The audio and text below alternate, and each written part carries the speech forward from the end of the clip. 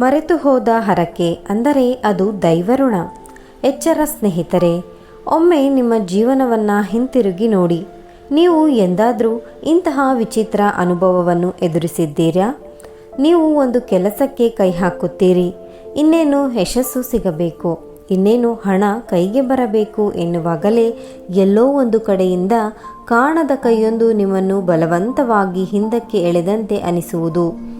ಎಷ್ಟೇ ಕಷ್ಟಪಟ್ಟು ದುಡಿದರೂ ನಿಮ್ಮ ಕೈಯಲ್ಲಿ ಹಣವೇ ನಿಲ್ಲದಿರುವುದು. ಕಾರಣವೇ ಇಲ್ಲದೆ ಮನೆಯಲ್ಲಿ ಆತಂಕ, ಭಯ ಮತ್ತು ಅಶಾಂತಿ.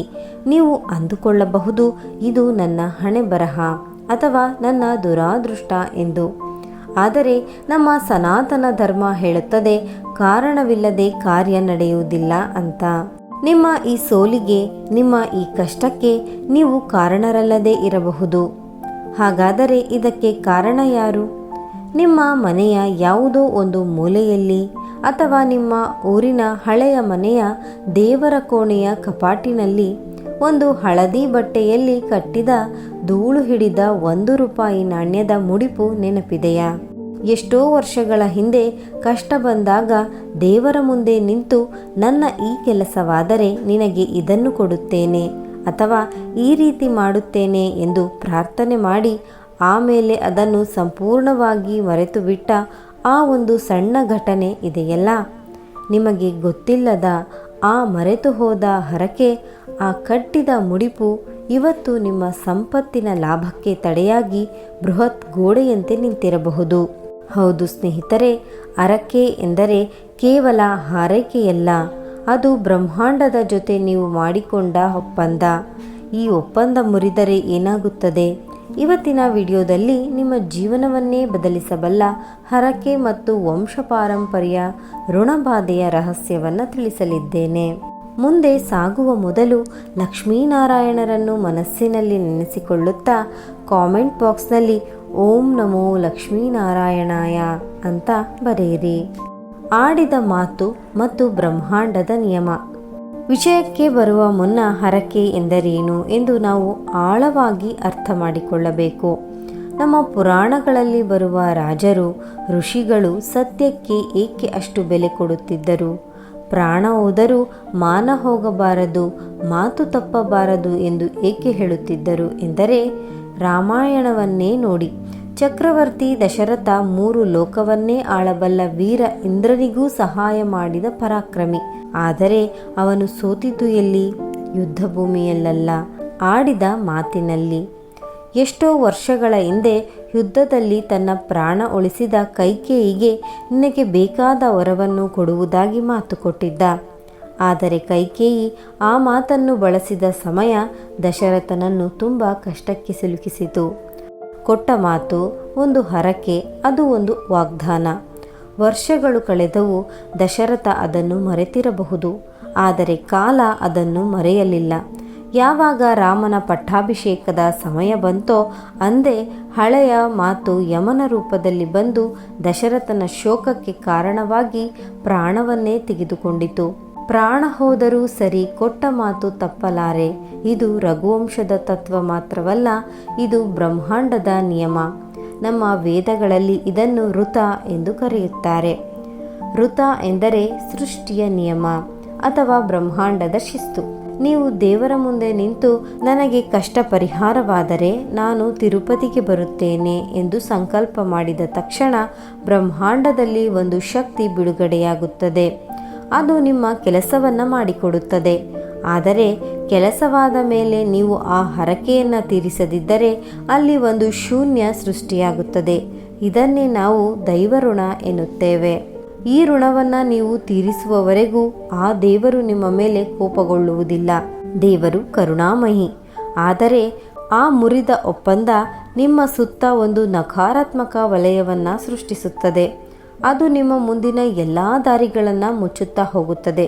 ಸ್ನೇಹಿತರೆ, ನೆನಪಿಡಿ, ನೀವು ಮನುಷ್ಯರಿಗೆ ಕೊಟ್ಟ ಮಾತನ್ನು ತಪ್ಪಿದರೆ ನ್ಯಾಯಾಲಯದಲ್ಲಿ ದಾವೆ ಹೂಡಬಹುದು ಅಥವಾ ಆ ವಿಷಯವನ್ನೇ ಬಿಟ್ಟು ಬಿಡಬಹುದು. ಆದರೆ ದೇವರಿಗೆ ಕೊಟ್ಟ ಮಾತನ್ನು ತಪ್ಪಿದರೆ ಆ ವಿಚಾರಣೆ ನಡೆಯುವುದು ಕರ್ಮದ ನ್ಯಾಯಾಲಯದಲ್ಲಿ.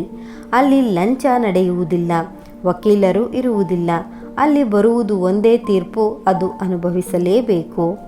ತಾತನ ಸಾಲ ಮೊಮ್ಮಗನ ಹೆಗಲಿಗೆ, ಅಂದರೆ ಋಣಬಾಧೆಯ ಲಕ್ಷಣಗಳು ಇಂತಿವೆ. ಈಗ ಈ ವಿಡಿಯೋದ ಅತ್ಯಂತ ರೋಚಕ ಮತ್ತು ಭಯಾನಕ ಭಾಗಕ್ಕೆ ಬರೋಣ. ನಾನೇನು ಹರಕೆ ಹೊತ್ತಿಲ್ಲ, ನಾನೇನು ತಪ್ಪು ಮಾಡಿಲ್ಲ, ಆದರೂ ನನಗೇಕೆ ಕಷ್ಟ ಎಂದು ನೀವು ಕೇಳಬಹುದು.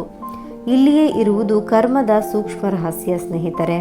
ನಾವೆಲ್ಲರೂ ಕೇವಲ ನಮ್ಮ ತಂದೆ ತಾಯಿಯ ದೇಹದಿಂದ ಜನಿಸಿದವರಲ್ಲ, ಅವರ ಕರ್ಮದಿಂದ ಹುಟ್ಟಿದವರು. ವಿಜ್ಞಾನ ಹೇಳುತ್ತದೆ, ನಿಮ್ಮ ಕಣ್ಣಿನ ಬಣ್ಣ, ನಿಮ್ಮ ಎತ್ತರ, ನಿಮ್ಮ ಕಾಯಿಲೆಗಳು ಹೇಗೆ ವಂಶವಾಹಿಗಳ ಮೂಲಕ ತಾತನಿಂದ ಮೊಮ್ಮಗನಿಗೆ ಬರುತ್ತದೆಯೋ ಹಾಗೆಯೇ ನಿಮ್ಮ ಪೂರ್ವಜರು ಮಾಡಿಕೊಂಡ ಸಂಕಲ್ಪಗಳು ಮತ್ತು ಬಾಕಿ ಉಳಿಸಿದ ಹರಕೆಗಳು ಕೂಡ ಅದೇ ರಕ್ತದ ಮೂಲಕ ನಿಮಗೆ ಹರಿದು ಬರುತ್ತವೆ. ಇದಕ್ಕೆ ಸಾಕ್ಷಿ ನಿಮ್ಮ ಗೋತ್ರ. ನಿಮ್ಮ ತಾತನೋ ಅಥವಾ ಮುತ್ತಾತನೋ ಅವರ ಕಾಲದಲ್ಲಿ ಯಾವುದೋ ಒಂದು ದೊಡ್ಡ ಆಪತ್ತು ಬಂದಾಗ ನನ್ನ ವಂಶ ಉಳಿದರೆ ನಮ್ಮ ಕುಲದೇವರಿಗೆ ಇಂಥದ್ದೊಂದು ಸೇವೆ ಮಾಡುತ್ತೇನೆ ಎಂದು ಹರಕೆ ಹೊತ್ತಿರಬಹುದು. ಆದರೆ ಕಾಲಕ್ರಮೇಣ ಅವರು ಅದನ್ನು ಮರೆತಿರಬಹುದು ಅಥವಾ ಹರಕೆ ತೀರಿಸುವ ಮುನ್ನವೇ ಅವರು ತೀರಿಕೊಂಡಿರಬಹುದು.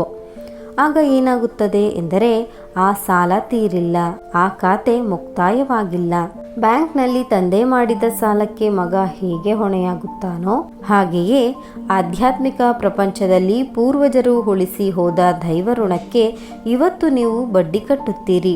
ಹಾಗಾದರೆ ನಿಮ್ಮ ಮನೆಯಲ್ಲಿ ಈ ದೈವ ಋಣ ಇದೆಯೇ ಎಂದು ತಿಳಿಯುವುದು ಹೇಗೆ? ಇದಕ್ಕೆ ಶಾಸ್ತ್ರದಲ್ಲಿ 5 ಪ್ರಮುಖ ಲಕ್ಷಣಗಳನ್ನು ಹೇಳಲಾಗಿದೆ. ಇವುಗಳಲ್ಲಿ ಒಂದು ಲಕ್ಷಣ ನಿಮ್ಮ ಮನೆಯಲ್ಲಿದ್ದರೂ ಎಚ್ಚೆತ್ತುಕೊಳ್ಳಿ. ಮನೆಯಲ್ಲಿ ಮೊದಲನೆಯದು ಕಂಕಣ ಭಾಗ್ಯ ಕೂಡಿ ಬಾರದಿರುವುದು. ಮನೆಯಲ್ಲಿ ಮದುವೆಯ ವಯಸ್ಸಿಗೆ ಬಂದ ಗಂಡು ಅಥವಾ ಹೆಣ್ಣು ಇರುತ್ತಾರೆ. ನೋಡಲು ಸುಂದರವಾಗಿಯೂ ಇರುತ್ತಾರೆ, ಒಳ್ಳೆಯ ಉದ್ಯೋಗ ಕೂಡ ಇರುತ್ತದೆ. ಆದರೆ ಮದುವೆ ನಿಶ್ಚಯವಾಗುವುದಿಲ್ಲ. ಸಂಬಂಧಗಳು ಬರುತ್ತವೆ, ಎಲ್ಲವೂ ಮಾತನಾಡಿ ಮುಗಿಯುತ್ತದೆ. ಇನ್ನೇನು ತಾಂಬೂಲ ಬದಲಾಯಿಸಿಕೊಳ್ಳಬೇಕು ಎನ್ನುವಾಗ ಸಣ್ಣ ಪುಟ್ಟ ಕಾರಣಕ್ಕೆ ಮದುವೆ ಮುರಿದು ಬೀಳುತ್ತದೆ. ಅಥವಾ ಮದುವೆ ನಿಶ್ಚಯವಾಗಿ ಲಗ್ನಪತ್ರಿಕೆ ಹಂಚುವ ಹಂತದಲ್ಲಿ ನಿಂತು ಹೋಗುತ್ತದೆ.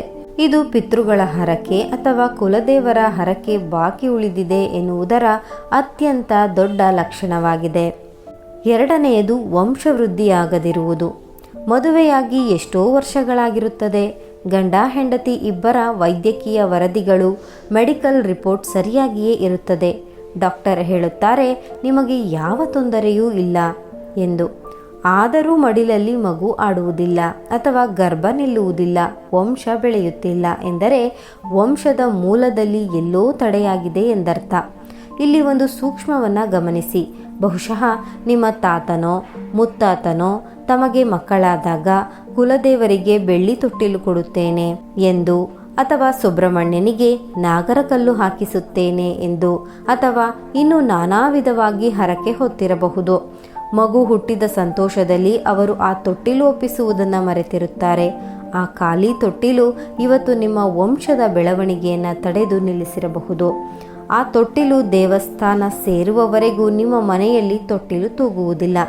ಮೂರನೆಯದು ವಿಚಿತ್ರವಾದ ಧನನಷ್ಟ. ಮನೆಗೆ ಹಣ ಬರುವುದೇನೋ ಸರಿಯಾಗಿ ಬರುತ್ತದೆ, ಸಂಬಳ ಚೆನ್ನಾಗಿಯೇ ಇರುತ್ತದೆ, ಆದರೆ ಅದು ಕೈಗೆ ಬಂದ ತಕ್ಷಣ ಕರ್ಪೂರದಂತೆ ಉರಿದು ಹೋಗುತ್ತದೆ. 1 ರೂಪಾಯಿ ಉಳಿತಾಯ ಮಾಡಲು ಆಗುವುದಿಲ್ಲ. ಅನಿರೀಕ್ಷಿತ ಖರ್ಚುಗಳು, ಆಸ್ಪತ್ರೆ ಖರ್ಚುಗಳು, ಅಥವಾ ಯಾರನ್ನೋ ನಂಬಿ ಹಣ ಕೊಟ್ಟು ಮೋಸ ಹೋಗುವುದು. ನೀವು ದುಡಿಯುವುದು ಹಳೆಯ ಸಾಲದ ಬಡ್ಡಿ ಕಟ್ಟುವುದಕ್ಕೆ ಸರಿಯಾಗುತ್ತಿದ್ದರೆ ಅದು ದೈವ ಋಣದ ಸೂಚನೆ. ಹಿಂದೆ ನಿಮ್ಮ ಹಿರಿಯರು ವ್ಯಾಪಾರದಲ್ಲಿ ಲಾಭ ಬಂದಾಗಲೋ ಬಂದ ಲಾಭದಲ್ಲಿ ಇಷ್ಟು ಪಾಲನ್ನು ತಿರುಪತಿ ತಿಮ್ಮಪ್ಪನಿಗೆ ಅಥವಾ ಧರ್ಮಸ್ಥಳದ ಮಂಜುನಾಥನಿಗೆ ಕೊಡುತ್ತೇನೆ ಎಂದು ಒಂದು ಹಳದಿ ಬಟ್ಟೆಯಲ್ಲಿ ಮುಡಿಪು ಎತ್ತಿಟ್ಟಿರಬಹುದು. ಕಾಲಕ್ರಮೇಣ ಆ ಮುಡಿಪು ದೇವಸ್ಥಾನದ ಹುಂಡಿ ಸೇರುವ ಬದಲು ಮನೆಯ ಕಪಾಟಿನಲ್ಲಿ ಉಳಿದು ಹೋಗಿರುತ್ತದೆ. ಆ ದೇವರ ಪಾಲು ಮನೆಯಲ್ಲೇ ಉಳಿದುಕೊಂಡಾಗ ಅದು ಉಳಿದ ಹಣವನ್ನು ತನ್ನತ್ತ ಸೆಳೆದುಕೊಂಡು ನಾಶ ಮಾಡುತ್ತದೆ. ಆ ಮುಡಿಪು ಹುಂಡಿ ಸೇರುವವರೆಗೂ ನಿಮ್ಮ ಜೇಬಿನಲ್ಲಿ ಹಣ ನಿಲ್ಲುವುದಿಲ್ಲ. 4ನೆಯದು ಮನೆಯಲ್ಲಿ ಅಕಾರಣ ಕಲಹ. ಯಾವುದೇ ಬಲವಾದ ಕಾರಣವಿಲ್ಲದೆ ಮನೆಯಲ್ಲಿ ಸದಸ್ಯರ ನಡುವೆ ಜಗಳವಾಗುವುದು, ತಂದೆ ಮಗನ ನಡುವೆ ಮಾತುಕತೆ ಇಲ್ಲದಿರುವುದು, ಅಣ್ಣ ತಮ್ಮಂದಿರು ಶತ್ರುಗಳಂತೆ ಕಚ್ಚಾಡುವುದು, ಮನೆಯಲ್ಲಿ ಎಲ್ಲ ಸುಖ ಭೋಗಗಳಿದ್ದರೂ ಮನಸ್ಸಿಗೆ ನೆಮ್ಮದಿ ಇಲ್ಲದಿರುವುದು, ಊಟ ಮಾಡುವಾಗಲೂ ನೆಮ್ಮದಿಯಿಂದ ತುತ್ತು ಅನ್ನ ತಿನ್ನಲು ಆಗದಿರುವುದು. ಇದು ಮನೆಯಲ್ಲಿರುವ ಅತೃಪ್ತ ಶಕ್ತಿಯ ಸಂಕೇತ.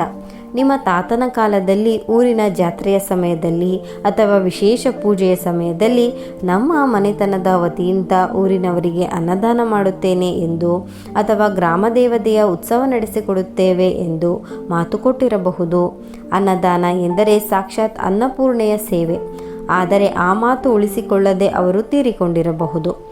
ಯಾವಾಗ ಧರ್ಮ ಕಾರ್ಯದ ಹರಕೆ ಬಾಕಿ ಉಳಿಯುತ್ತದೆಯೋ ಆಗ ಮನೆಯಲ್ಲಿ ಅಶಾಂತಿ ತಾಂಡವವಾಡುತ್ತದೆ. ಪೂರ್ವಜರು ಮಾತು ಕೊಟ್ಟ ಆ ಅನ್ನದಾನ ನಡೆಯುವವರೆಗೂ ನಿಮ್ಮ ಮನೆಯ ಊಟದಲ್ಲಿ ರುಚಿ ಇರುವುದಿಲ್ಲ, ಮನಸ್ಸಿನಲ್ಲಿ ಶಾಂತಿ ಇರುವುದಿಲ್ಲ. 5ನೇದು ಅಜ್ಞಾತ ರೋಗಗಳು. ಮನೆಯಲ್ಲಿ ಯಾರಿಗಾದರೂ ವಿಚಿತ್ರವಾದ ಕಾಯಿಲೆ ಇರುತ್ತದೆ. ಎಷ್ಟೇ ದೊಡ್ಡ ಆಸ್ಪತ್ರೆಗೆ ತೋರಿಸಿದರೂ ಪರೀಕ್ಷೆಗಳಲ್ಲಿ ಏನೂ ಪತ್ತೆಯಾಗುವುದಿಲ್ಲ. ಔಷಧಿ ಕೆಲಸ ಮಾಡುವುದಿಲ್ಲ. ಶರೀರ ಸೊರಗುತ್ತಾ ಹೋಗುತ್ತದೆ.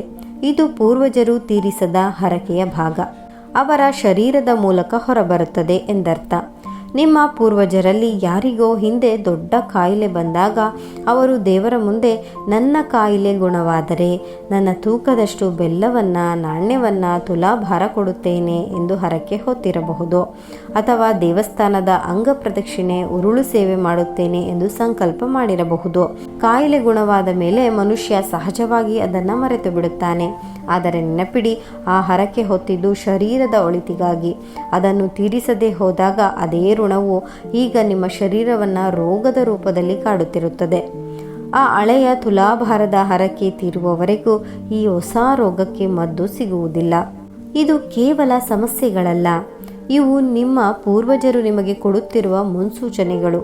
ನಮ್ಮದೊಂದು ಬಾಕಿ ಉಳಿದಿದೆ, ಅದನ್ನು ತೀರಿಸಿ ನಮ್ಮನ್ನು ಮುಕ್ತರನ್ನಾಗಿಸಿ ಎಂದು ಅವರು ನಿಮ್ಮ ಮೂಲಕ ಕೇಳುತ್ತಿದ್ದಾರೆ.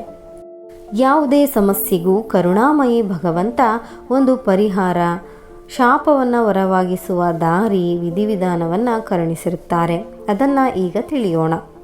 ಪರಿಹಾರದ ಬಗ್ಗೆ ತಿಳಿಯುವ ಮೊದಲು ಸಮಯದ ಬಗ್ಗೆ ಒಂದು ಎಚ್ಚರಿಕೆ. ಬಹಳ ಜನ ಅಂದುಕೊಂಡಿದ್ದಾರೆ ಹರಕೆ ತಾನೇ ಯಾವಾಗಲಾದರೂ ತೀರಿಸಬಹುದು, ದೇವರಿಗೆ ಸಮಯದ ಹಂಗಿಲ್ಲ ಎಂದು. ಕೆಲವರು 12 ವರ್ಷ ಅಥವಾ 14 ವರ್ಷದವರೆಗೂ ಸಮಯವಿರುತ್ತದೆ ಎಂದು ತಪ್ಪು ತಿಳಿಯುತ್ತಾರೆ. ಆದರೆ ಶಾಸ್ತ್ರ ಏನು ಹೇಳುತ್ತದೆ ಗೊತ್ತೇ? ನೀವು ಅಂದುಕೊಂಡ ಕೆಲಸ ನಡೆದ ತಕ್ಷಣ ಅಲ್ಲಿಂದ ಒಂದು ಮಂಡಲ ಅಂದರೆ 48 ದಿನಗಳ ಒಳಗೆ ಹರಕೆ ತೀರಿಸುವುದು ಅತ್ಯಂತ ಶ್ರೇಷ್ಠ. ಆಗಲೇ ದೇವರಿಗೆ ಸಂಪೂರ್ಣ ತೃಪ್ತಿ.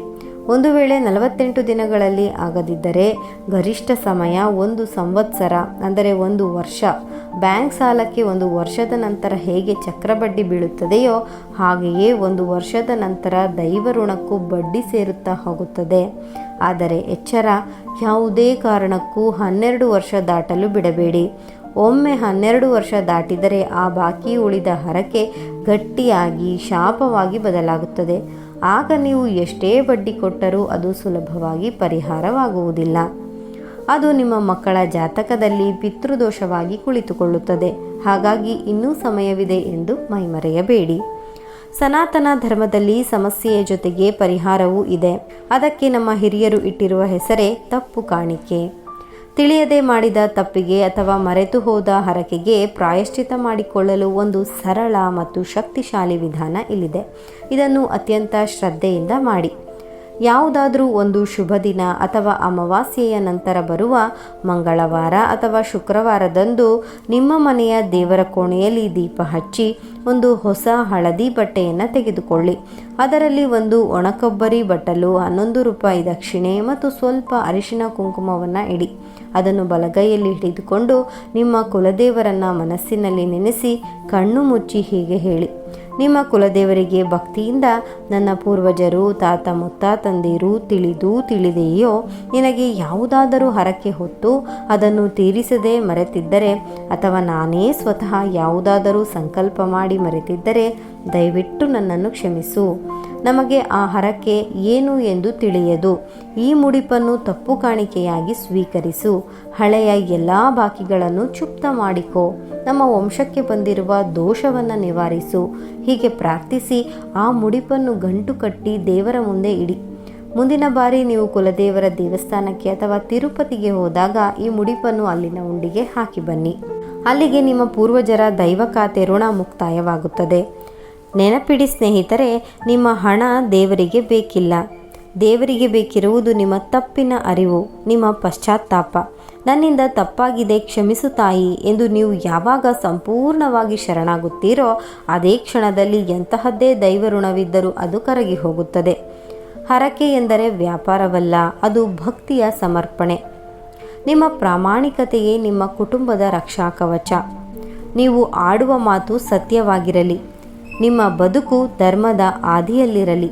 ಯಾವ ಮನೆಯಲ್ಲಿ ಹಿರಿಯರ ಮಾತು ಉಳಿಯುತ್ತದೆಯೋ, ಯಾವ ಮನೆಯಲ್ಲಿ ದೈವ ಋಣ ಇರುವುದಿಲ್ಲವೋ ಆ ಮನೆಯನ್ನು ಮುಟ್ಟಲು ನವಗ್ರಹಗಳಿಗೂ ಭಯವಾಗುತ್ತದೆ. ನಿಮ್ಮೆಲ್ಲರ ಕಷ್ಟಗಳು ಕರಗಲಿ, ಆ ಭಗವಂತನ ಕೃಪೆ ಸದಾ ನಿಮ್ಮ ಮೇಲಿರಲಿ. ಸ್ನೇಹಿತರೆ, ಈ ಮಾಹಿತಿ ನಿಮಗೆ ಇಷ್ಟವಾದರೆ ದಯವಿಟ್ಟು ಲೈಕ್ ಮಾಡೋದನ್ನು ಮರಿಬೇಡಿ. ಇನ್ನು 10 ಜನರಿಗೆ ಶೇರ್ ಮಾಡಿ ಹಾಗೂ ಮತ್ತಷ್ಟು ವಿಡಿಯೋಸ್ಗಳಿಗಾಗಿ ನಮ್ಮ ಚಾನಲನ್ನು ಸಬ್ಸ್ಕ್ರೈಬ್ ಮಾಡಿ. ಕೇಳಿದ್ದಕ್ಕಾಗಿ ತುಂಬ ಧನ್ಯವಾದಗಳು.